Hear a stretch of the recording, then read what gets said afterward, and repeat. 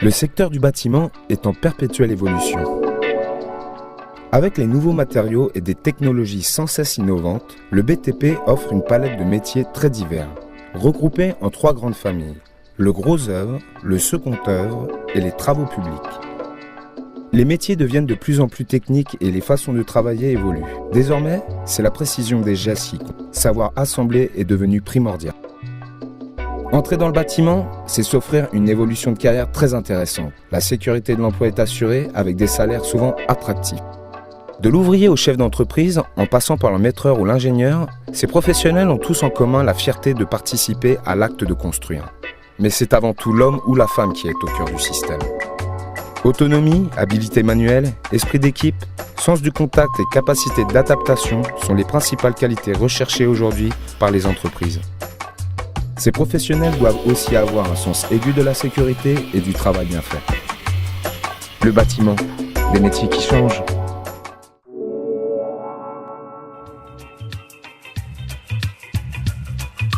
Le métier de constructeur en maçonnerie et béton, appelé maçon, fait appel à davantage de savoir qu'il n'y paraît. Le maçon est chargé de l'édification des fondations, des murs, des cloisons et des dalles, tous les éléments porteurs. Généralement, les matériaux utilisés, pierres, briques, parpaings, sont assemblés à l'aide de mortiers.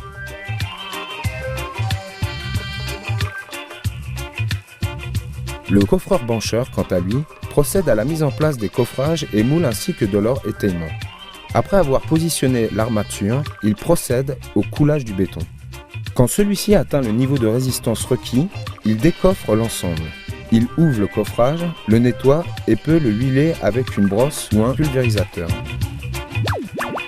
Pour exercer ce métier, il faut être disponible, car le rythme de travail est conditionné par des procédés techniques ou le respect des délais.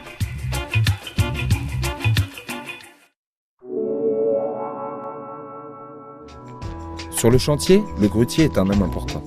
Son intervention est indispensable sur les gros chantiers pour déplacer, hisser et répartir les matériaux en toute sécurité.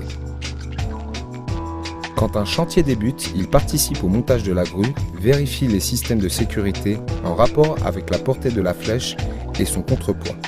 Responsable de sa grue, il entretient son matériel.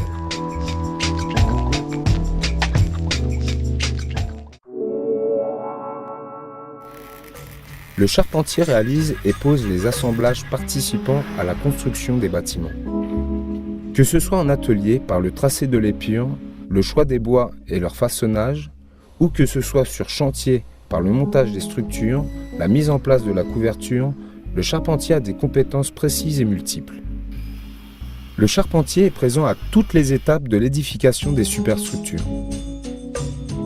C'est un métier ancestral qui a su évoluer avec le temps et se moderniser.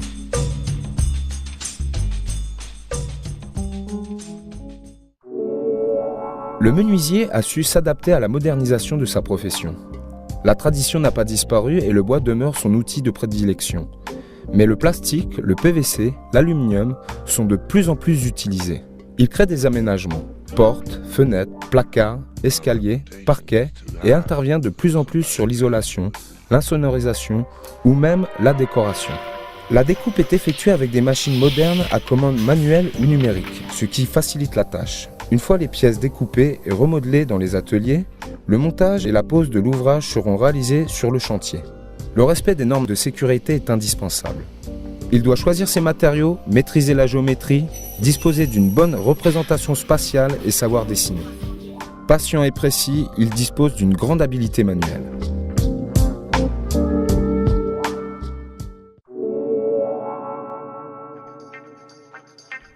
Le travail du plaquiste consiste à cloisonner l'espace intérieur des appartements et maisons.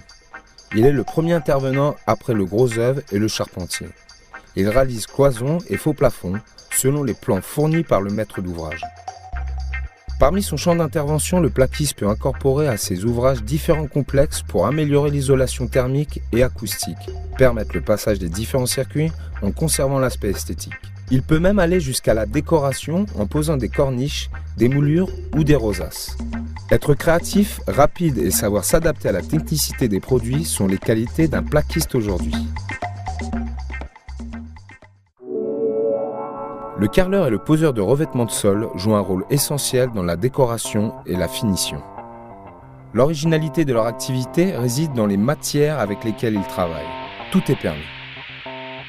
En effet, une fois la chape, les murs ou les sols préparés, le carreleur façonne et pose une grande diversité de matériaux, tels que grès émaillé ou grès cérame, faïence, marbre, terre cuite ou pâte de verre. Carrelier est tout un art qui nécessite un grand savoir-faire, un goût artistique et une patience aiguë. Mais c'est aussi un métier très technique, avec l'évolution des produits et des procédés. Les poseurs de revêtements intérieurs, quant à eux, installent des moquettes ou des revêtements de sol en bois, en linoléum, en matière plastique ou autres matériaux souples et modernes. La première étape de son travail est la préparation du support. Ponçage, décapage, nivellement du sol ou des murs. Ensuite, il prépare la matière qu'il va poser, la découpe ou l'assemble avec un soin extrême, aux mesures de la pièce. Le sens de l'esthétique, de l'ordre, de la propreté et la bonne perception des couleurs sont nécessaires pour ces métiers. Leur travail est minutieux. Ils doivent être réalisés avec le plus grand soin.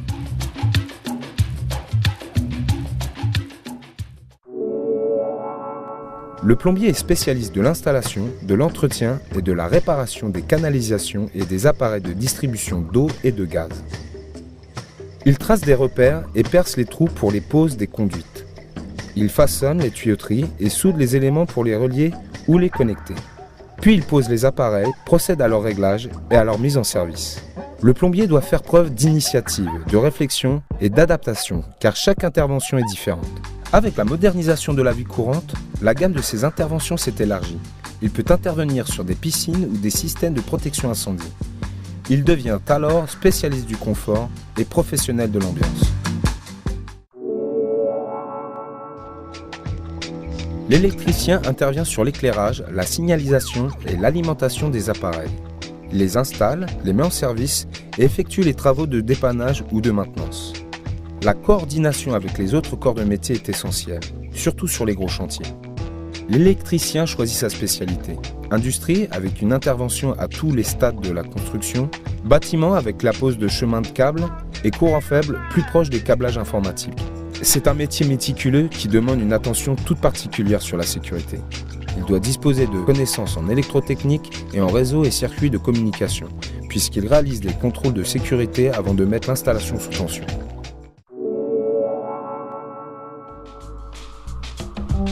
Véritable conseil en décoration, le peintre en bâtiment met en œuvre des peintures sur les murs ou les sols. Il harmonise les couleurs dans le respect des styles, embellit les constructions tout en les protégeant et en les assainissant. Il choisit ses produits en fonction de la surface à traiter. D'abord, il met en place son chantier et prépare les supports. Décaper, colmater, poncer, onduire. Une fois les surfaces lisses et propres, il applique la peinture. Il doit maîtriser les matériaux et les techniques, mais avoir aussi l'œil d'un artiste pour harmoniser les nuances et créer une ambiance. Polyvalent, il connaît les nouvelles tendances, que ce soit dans l'habitat ou dans l'environnement urbain.